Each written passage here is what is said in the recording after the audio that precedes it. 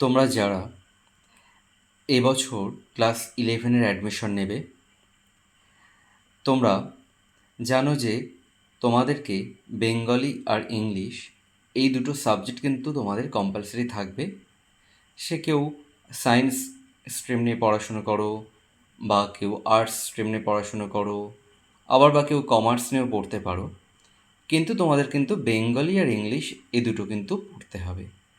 আর তোমরা জানো যে আমাদের এখন ক্লাস 11-12 সেমিস্টার সিস্টেম চালু আছে।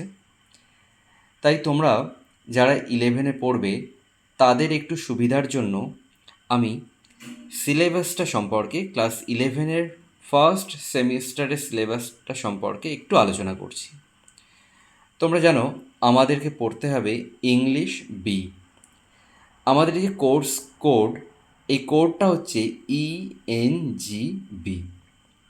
সেমিস্টার 1 তোমরা জানো যে 40 মার্কসের এক্সাম হতে চলেছে, এবং এই 40 মার্কসের সাথে তোমাদের কিন্তু 10 মার্কসের প্র্যাকটিক্যাল থাকবে ফার্স্ট সেমিস্টারে। সেকেন্ড সেমিস্টার তোমাদের আবার 40 মার্কস, এবং সেখানেও প্রজেক্ট থাকে, সেই প্রজেক্টেও কিন্তু আবার 10 মার্কস থাকে।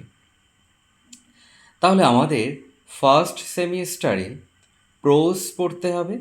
এই প্রোজ থেকে তোমাদের থাকবে 10 মার্কস।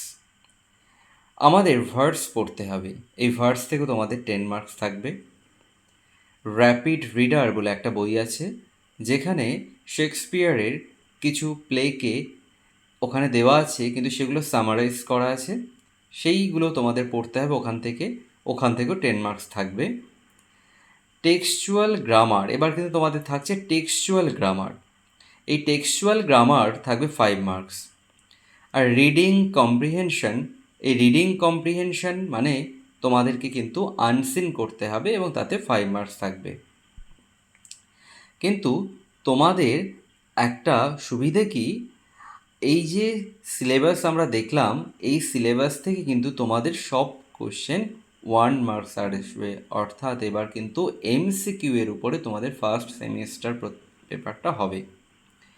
এবার দেখো যে আমরা বললাম যে আমাদেরকে প্রোজ পড়তে হবে। তাহলে প্রোজ আমাদের কতগুলো পড়তে হবে? প্রোজ আমাদের পড়তে হবে 4টে। কিন্তু আমাদের সিলেবাসে 4টে দেওয়া থাকবে, কিন্তু প্রত্যেকটি স্কুলকে বোর্ড থেকে বলা আছে তারা এই 4টের মধ্যে যে কোনো 3টেকে চুজ করে নিয়ে পড়াবে। তাহলে আমাদের ফার্স্ট যেটা আছে অ্যান অ্যাস্ট্রোলজার্স ডে, এই প্রোজটা পড়তে হবে, এটা থেকে 4 মার্কস থাকবে। নেক্সট আছে দ্য স্বামী অ্যান্ড মাদার ওরশিপ, এটা কিন্তু আমাদের নেওয়া হয়েছে the master as I saw him by sister Nivedita. Next আমাদের যে প্রোজটা আছে সেটা হচ্ছে Amarnath, from same master as I saw him by sister Nivedita. Fourth number যেটা আছে the the model millionaire, Oscar ওয়াইল্ডের লেখা।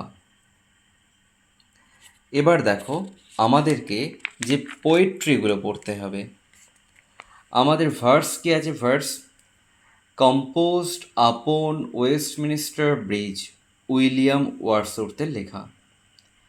দি ব্যাঙ্গেল সেলার, সরোজিনী নাইডুর লেখা।